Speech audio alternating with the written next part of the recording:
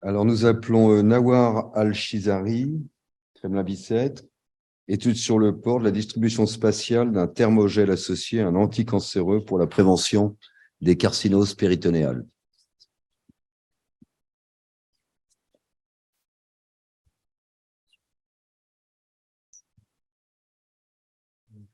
Bonjour à tous, chers membres, merci. Chers membres de l'Académie nationale de chirurgie, chers professeurs, chers confrères. Donc, je suis très honoré d'être parmi vous aujourd'hui. Je suis Nawar Al-Shirazi, interne en 7e semestre de chirurgie digestive. Et je vais vous présenter les résultats de mon projet de master que j'ai réalisé sous la direction du professeur Marc Pocard à l'unité INSERM 1275 à l'hôpital Lariboisière. Un projet avec lequel on a travaillé en collaboration directe avec l'AGEPS, donc l'Agence de développement et de recherche pharmaceutique de Paris, et pour lequel on a été soutenu par l'AFC et Fondation de l'Avenir. Merci. La carcinose colique possède une médiane de survie très limitée, et les chirurgiens d'aujourd'hui commencent à connaître les circonstances identifiées comme pouvant augmenter son risque de survenue, à savoir une carcinose limitée, synchrone et réséquée lors de l'exérèse de la tumeur primitive, la présence de métastases ovariennes ou une tumeur colorectale perforée. Malheureusement, de nombreux essais préventifs n'ont pas montré de bénéfices en matière de survie, et le laboratoire dans lequel je suis arrivé travaille sur un projet innovant associant un thermogel à un agent anticancéreux. Donc, il serait disponible sous forme de kit avec un intérêt double, un effet de barrière intercellulaire permettant l'adhésion des cellules tumorales et un effet cytotoxique par l'ajout d'un agent anticancéreux pour être disponible sous forme liquide et gélifiable à 30 degrés, donc à température intracorporelle, pour pouvoir être disponible dans les salles de bloc opératoire et pouvoir être délivré en une seule fois à la fin de la résection de la tumeur primitive. Cette hypothèse a été validée sur un modèle de carcinose colique murin qui a été publié et dont ici on peut voir le PCI qui est diminué par l'association du gel et de l'oxaliplatine versus le groupe contrôle. Et on peut également apercevoir la diminution de la bioluminescence chez la souris traitée. L'objectif à moi pendant mon année de master a été de mettre au point un modèle de plus gros animal, en l'occurrence le cochon, et d'évaluer la distribution du gel dans la cavité péritonéale chez le gros animal. Est-ce que le gel qu'on va administrer va rester en place ou est-ce qu'il va aller migrer dans des zones plus déclives lors de la reprise de la déambulation de l'animal? Évaluer la cicatrisation de sutures digestives et vésicales en présence du gel. On avait un doute dû à la propriété des propriétés anti-adhésives du gel sur la bonne cicatrisation ou non des sutures et la formation de fistules anastomotiques, et d'étudier la pharmacocinétique de l'oxaliplatine, aussi bien sanguine que tissulaire. Pour cela, on a travaillé donc sur un modèle porcin avec 9 zones d'intérêt prédéfinies, qui sont des zones préférentielles du développement de la carcinose, qu'on a réparties en 9 régions, la coupole droite, la coupole gauche, le flanc droit, le flanc gauche, l'ovaire droit et l'ovaire gauche, la première anse, le pelvis et une lésion dépéritonisée. En effet, on sait que la carcinose va se développer au contact de la fibrine et que si le gel n'adhère pas à la fibrine, et cela sera un grand point négatif pour notre projet. On a établi comme critère de jugement pour considérer notre étude comme positive si 80% des sites étaient recouvertes de gel J1, 60% J2, 50% J4, l'absence de fistules digestives et la présence d'oxaliplatine au niveau tissulaire jusqu'à J5. Passé cette date, on estime que le système immunitaire va éliminer le reste des cellules cancéreuses qui n'ont pas adhéré et qu'il n'y a pas de nécessité de continuer à traiter au-delà de cette date. Pour cela, il a donc fallu choisir une concentration d'oxaliplatine qu'on a conditionnée dans 200 ml de gel avec 4 seringues de gavage, donc de 50 cc. Et le gel, à la base, est incolore. On a donc coloré avec du verre d'indocyanine, de l'ICG, qu'il a fallu étalonner pour trouver la bonne concentration afin qu'il puisse être détectable avec une caméra de détection en laparotomie. On a étudié 13 porcs âgés de 3 mois. 9 porcs ont reçu du gel couplé à l'oxaliplatine pour former un premier groupe gel plus oxali. et 4 ports pour le groupe contrôle avec du gel seul uniquement. 3 ports ont reçu du gel en célioscopie. Donc, on administre le gel en célio et le premier cochon a été laissé endormi jusqu'à 3 heures. Puis, on l'a converti en laparotomie pour la suite des analyses. Pardon. Et 2 autres cochons ont été réveillés, puis réopérés à J1 et J2. On a réalisé 2 cochons contrôle à H3 et à J1. Et de l'autre côté, 6 cochons ont été opérés directement en laparotomie avec la réalisation de 8 sutures, 5 au niveau du grêle, 2 au niveau du côlon, 1 au niveau de la vessie, puis réopérés à J4, J5, J6, J7 et J8 jusqu'à J9, et 2 cochons contrôle à J8.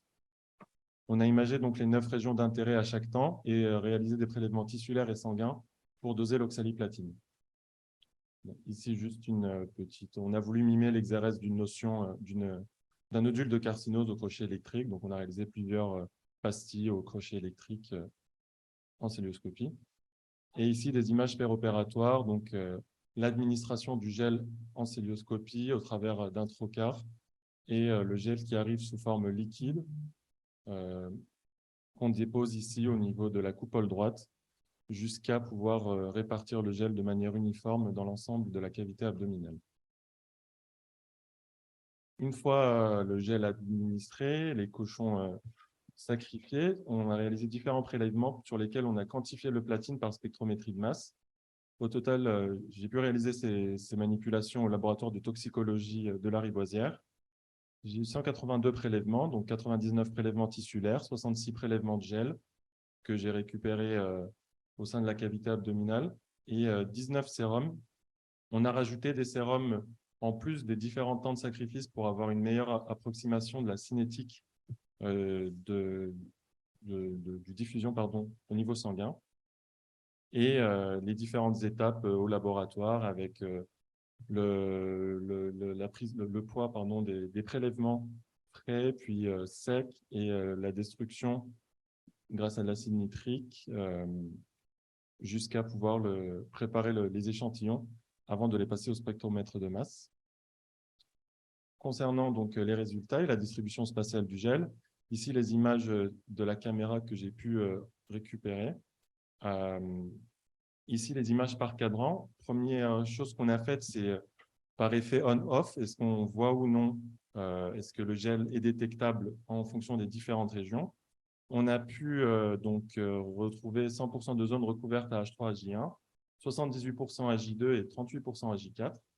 Et afin de se surseoir sur ce côté un peu subjectif, on a également calculé l'intensité du verre d'indocyanine avec le calcul du contraste en fonction des cadrans.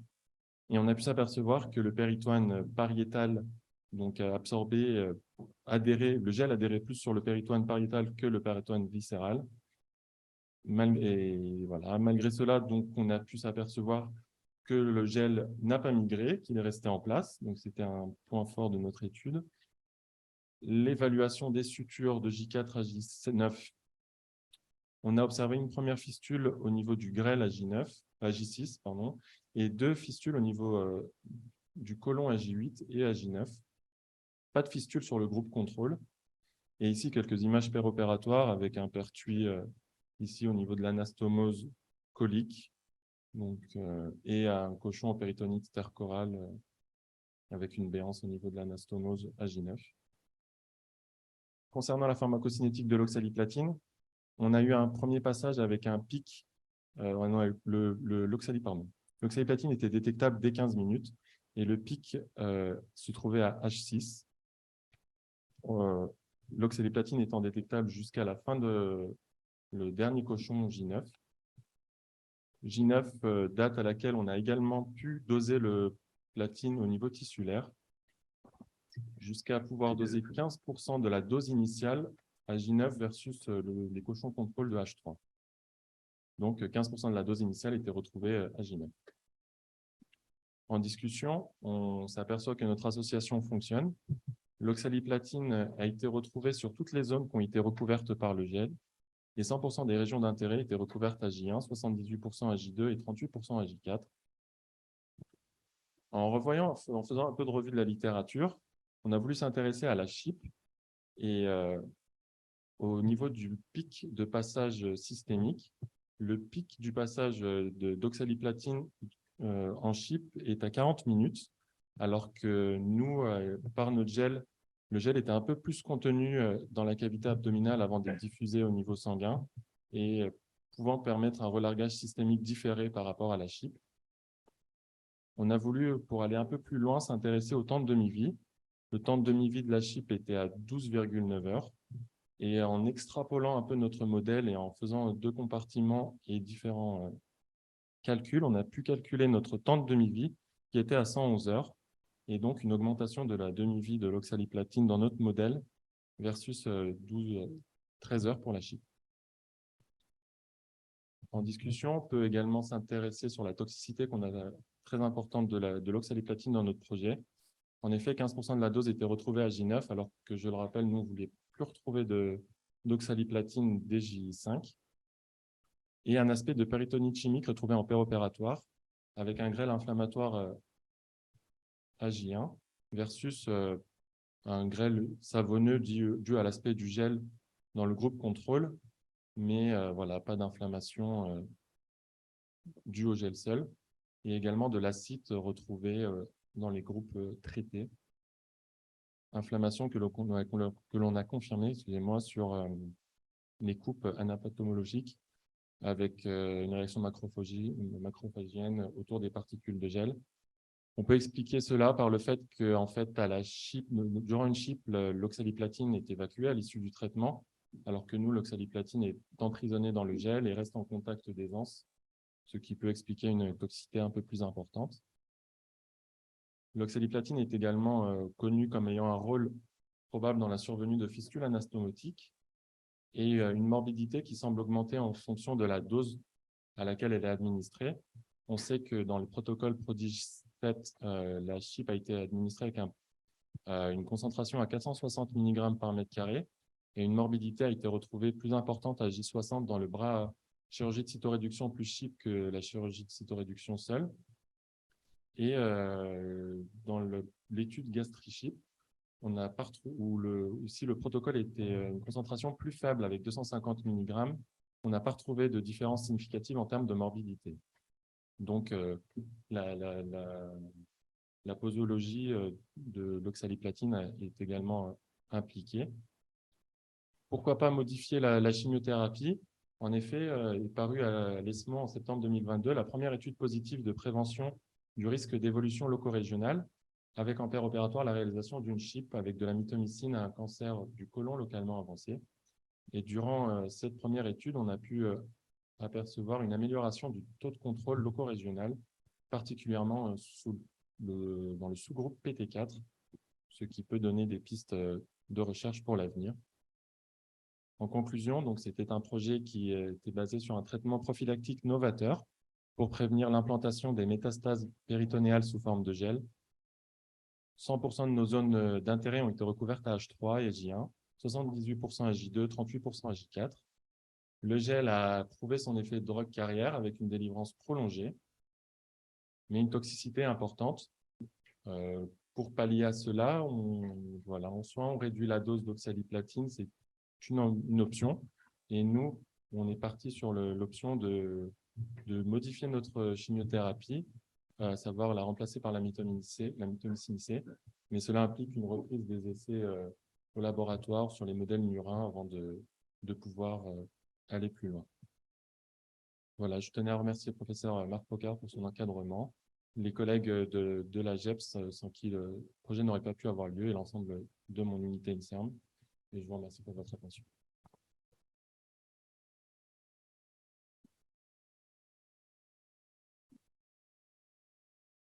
Est-ce que vous avez des questions? Bon, alors vous avez incriminé l'oxaliplatine, c'est possible. Mais le gel est peut-être en cause aussi, parce que j'imagine que vous ne le savez pas, mais à l'époque de la laparotomie, on avait des très gros problèmes d'adhérence intrapéritonéale. Et des laboratoires nous mettaient à disposition des gels anti-adhérentiels. Oui. Et des études ont clairement montré que ces gels donnaient plus de fistules, tellement ils étaient bien efficaces. Et donc, peut-être que le gel a une part, puisque votre désir c'était logique d'ailleurs, de bien couvrir toutes les zones péritonéales, dont les sutures. dans les sutures. Et il y a peut-être un effet du gel aussi. C'est possible. Après, nous, on est limité par un effectif réduit. Donc, les groupes contrôle, on a fait les groupes contrôle, on a fait deux animaux au moment où le pic de survenue des fistules. Voilà, ça reste un effectif limité. On ne peut pas conclure, effectivement, il y a le biais dessus. Mais effectivement, il faudra un effectif plus grand pour pouvoir conclure et faire la part des choses.